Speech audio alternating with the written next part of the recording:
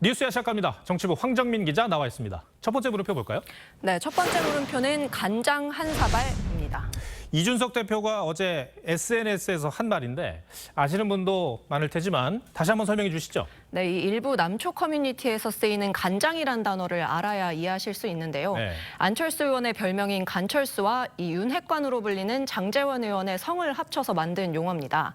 간철수는 간보는 안철수라는 뜻으로 안 의원을 힐난하는 별명이고요. 이 어감에서 아시겠듯이 상대를 비하하는 의도가 담긴 정치적 용어라고 할 수 있습니다. 이 당대표가 커뮤니티에서 쓰이는 비하적 용어로 자기 당 의원을 비판한 건데 어떻게 봐야 할까요?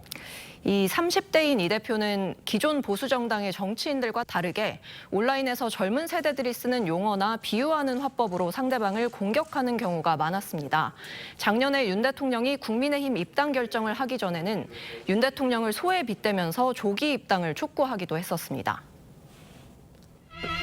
야권 단일 후보가 되고 싶으시면은 적어도 국내산 유구는 되시라. 뒤에 타면 수입산입니다. 물론 야당 대표 시절에는 이 대표의 이런 화법이 민주당의 내로남불을 함축적으로 꼬집는다는 긍정적인 면이 부각됐었습니다.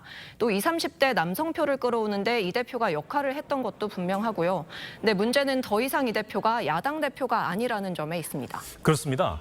선출 1년 만에 집권 여당의 대표가 됐죠. 야당 대표와 여당 대표는 정치적 무게가 다르지 않습니까? 네, 그렇습니다. 이 정부를 견제하는 야당 대표는 투사의 이미지라면 여당 대표는 국정 운영의 한 축인 만큼 그에 걸맞는 무게감을 국민들은 기대합니다.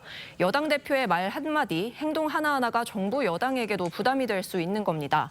대표의 이런 화법이 당내 갈등에 기름을 붓는 그런 성격도 좀 있을 것 같아요. 네, 당장 이 안철수 의원 측은 이 대표의 성상납 의혹을 꺼내들면서 반격했습니다. 양당 합당 때 합의됐던 국민의당목 최고위원 2명 인선, 이것도 이 대표 반대에 막혀서 마무리되지 않았는데 감정의 골이 오히려 더 깊어지는 모양새입니다. 네. 첫 번째 물음표 정해볼까요? 네, 첫 번째 물음표 간장 한 사발의 느낌표는 사이다에서 탄산수로 갈아타로 하겠습니다. 네. 전통을 중시하는 보수 정당에서 영선의 30대가 이 대표직에 오르기까지 가장 강력했던 무기가 바로 거침없는 사이다 화법이었습니다. 한때 한국의 대표 음료수였던 이 달달한 사이다 대신 톡 쏘면서도 건강에 좋은 탄산수가 요즘 열풍인데요. 이 대표도 본인의 정치적 역할과 무게감에 걸맞는 말의 품격을 생각할 때가 된 게 아닌가 싶습니다. 네. 두 번째 물음표는 뭡니까? 네, 두 번째 물음표는 메시아 최강욱입니다. 최강욱 의원은 당내 성희롱 논란으로 당원 자격정지 6개월 중징계를 받았잖아요. 근데 이제 이 메시아는 구세주란 뜻인데 최 의원이 뭐 메시아란 얘기입니까? 이 윤리심판원이 지난 20일에 최 의원 징계 결정을 내리자 그 다음 날 최 의원이 SNS에 억울하다, 재심을 청구하겠다면서 십자가에 매달려 낙인 찍히고 있는 게 아닌지 걱정하는 분들이 많다, 이렇게 얘기했습니다. 다른 사람의 걱정을 전하는 형태였지만 자신을 핍박받다 십자가에 매달렸던 메시아 예수와 동일시한 겁니다. 조국 사태 당시에도 같은 논란이 있었습니다. 조 전 장관도 자신을 예수에 빗댔습니까? 네, 조 전 장관의 모친이 한 신부에게 보낸 편지에서 아들이 십자가에 못 박혀 죽는 모습을 지켜보며 괴로워하던 성모님의 마음, 제가 체험하고 있다, 이렇게 말했었습니다. 그러자 당시 야권에서는 가족의 집단적 자아도취란 비판이 나왔습니다. 최강욱, 조국 두 사람을 이제 주변에서 예수에 비유를 한다는 건데 공통점이 있습니까? 이 예수는 잘못된 권력과 기득권에 맞서다가 결국 죽음을 당하지만 그 죽음에서 부활해서 세상을 구원한 구세주, 이런 의미가 있는데 네. 최 의원이 자신을 메시아적 세계관의 주인공으로 자처하면 할수록 그 피해자들은 더 고통을 받는다는 지적이 당내에서도 나옵니다. 부인하면서 그걸 진실로 믿는 피해자들에게 심적 고통이 계속적으로 가해졌다. 이 부분에 대해서는 무겁게 받아들였다는 점을.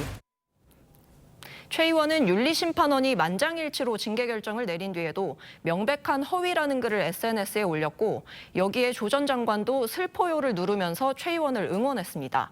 조 전 장관의 부인 정경심 교수에게 유죄를 선고한 1심 재판부는 객관적 물증과 증언에도 불구하고 모든 사실을 부인하면서 비합리적인 주장을 했다. 그럼으로써 진실을 말한 사람들에게 고통을 가했다고 꾸짖은 바 있습니다. 네. 이른바 조국의 강을 제대로 건너는 게 민주당의 혁신 과제 중에 하나일 텐데 이런 유사한 논란이 반복되는 게 민주당으로서는 괴롭겠어요. 네, 그렇습니다. 당내에서도 이 제작된 현실을 주입하는 탈진실적 행태를 끊어내야 한다는 취지의 자성이 일부는 나오지만 아직은 최 의원을 공개적으로 옹호하는 목소리가 더 큰 게 사실입니다. 말을 하신 본인이 가장 잘 정확하게 아시지 않을까 이런 생각을 하고요. 제대로 이 소명을 좀 존중하지 않진 않았나. 네. 두 번째 물음표도 정리해 볼까요? 네, 두 번째 물음표 메시아 최강욱의 느낌표는 그 세계에서 빠져나오라로 하겠습니다. 민주당이 지난해 재보선 이후 내리 패배한 원인으로 이 진영 논리가 꼽히는데요. 자기 편이면 잘못을 인정하지 않고 대안적 진실의 세계관을 구축한 뒤에 오히려 영웅담으로까지 바꾸는 걸 반복하고 있습니다. 당내 일부 의원들이 지적하듯이 이제는 국민 다수가 보고 있는 현실 세계로 빠져나와야 할 때인 듯합니다. 네. 황정민 기자 오늘 설명 잘 들었습니다.